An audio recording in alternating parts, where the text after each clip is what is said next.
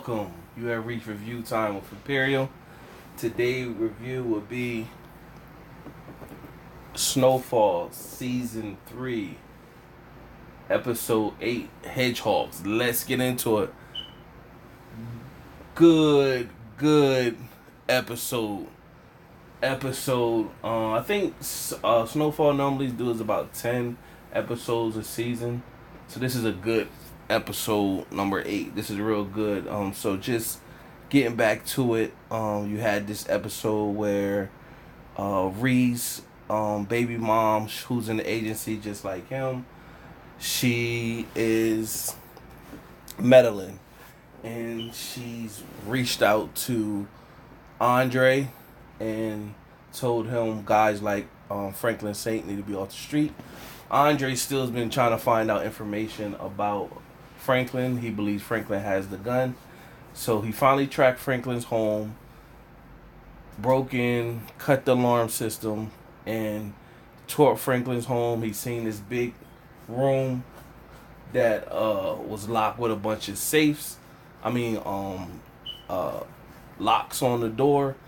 He had a lock cutter. He cut open, got into the room, had all Franklin's money, well, a lot of Franklin's money sitting in cash. He also had a file that all the information of Franklin with the CIA and everything like that. So Andre took that file. He couldn't find his gun. He related that information to his partner, even though he's suspended on the force. The partner said, "Hey, this is heavy. The CIA, you don't know who else is involved. They get you out of here." And pretty much what you need to do is you need to let's just focus on getting Franklin Saint out of here. But if you start trying to expose this whole thing, you'll be dead or whatever. So that was left with that. So from there, you had Franklin and his dad and them. They got somebody that they got that could tell Reed and getting more information on him.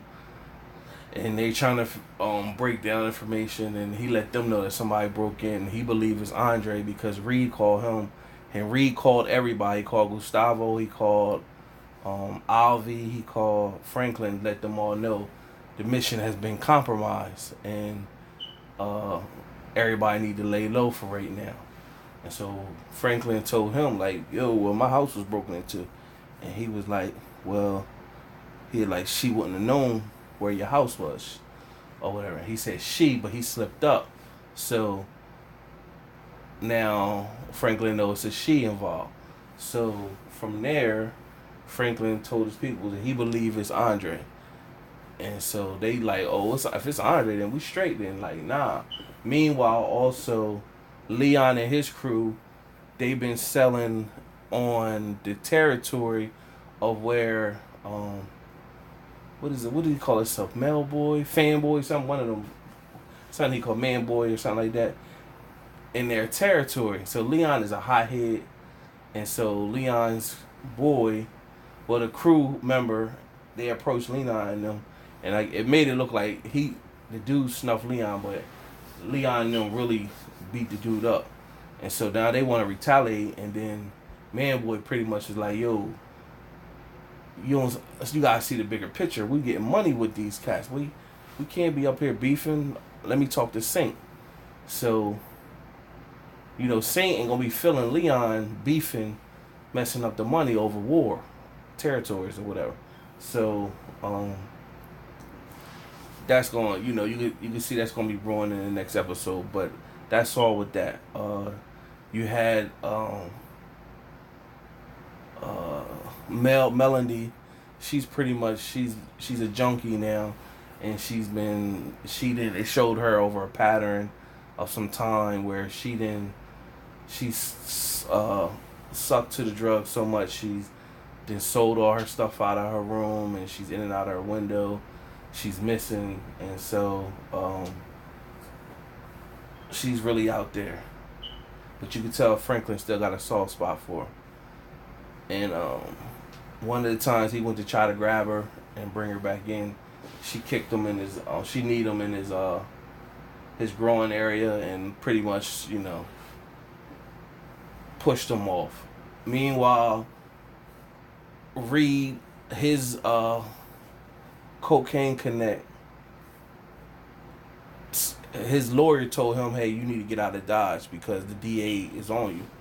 It's open season on you right now." And so they was great cut Reed up, and so Reed pretty much was like, "Yo, let me tell you the whole operation." And so when he told the cocaine connect, said, "Hey, I want to see your big boss," or whatever, and I want to see your big boss, and I agreed to it. So nevertheless, when Reed got back to his place, he started looking out for like through his cameras and stuff. Now he's a little paranoid, like somebody might come and ask him to get him out of here for his silence.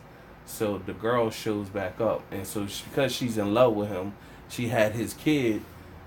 She was sent by the DA agency to pull Reed out and pretty much get all his information and really close up shop of his operation and start dropping a dime. And she decided to pull the plug without his consent. So he's pissed off at her.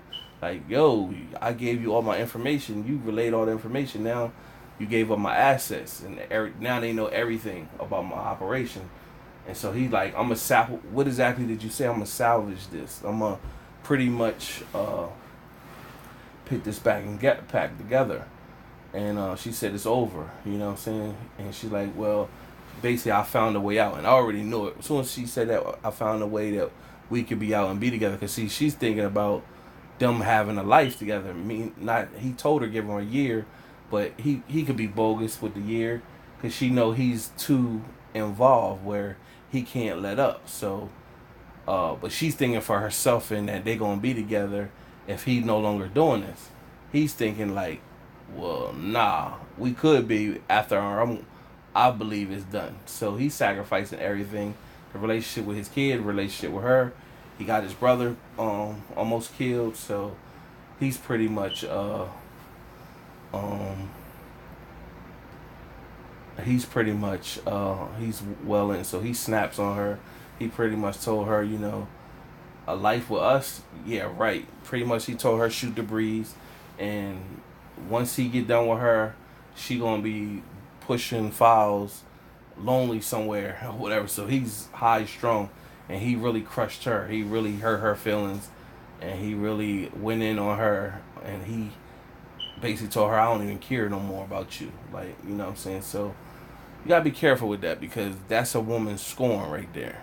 So now she'll be all vendetta to go at your head now or whatever, and won't care whether you bury or not. So that's gonna be interesting how that's gonna happen. I think she's gonna turn fully against him and get him out of there or mess his thing up, or he gonna kill her, either or.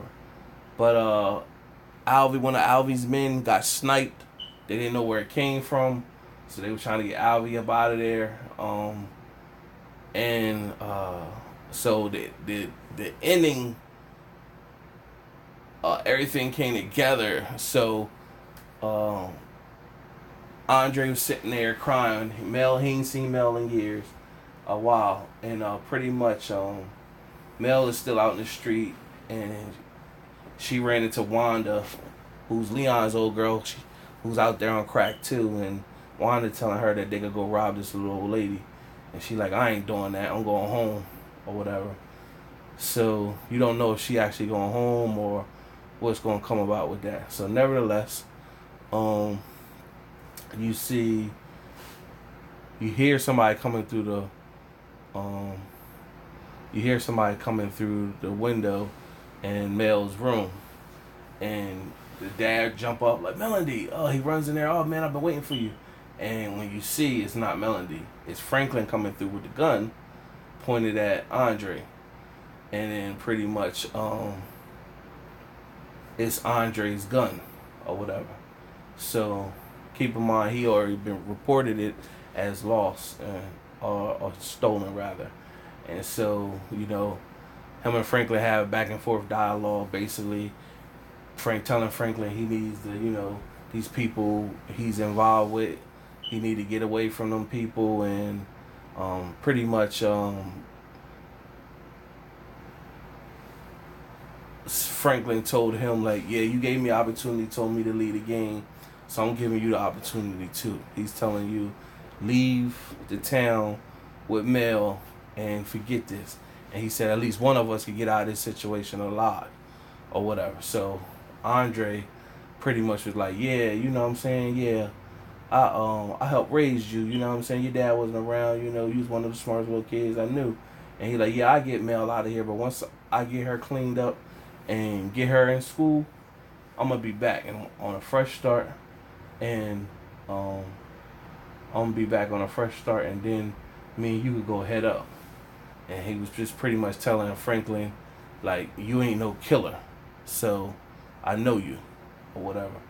So you know what I mean. He packed up the CI agent's file and all that, and put it in a folder, and was like, basically, you ain't no killer, so you ain't gonna kill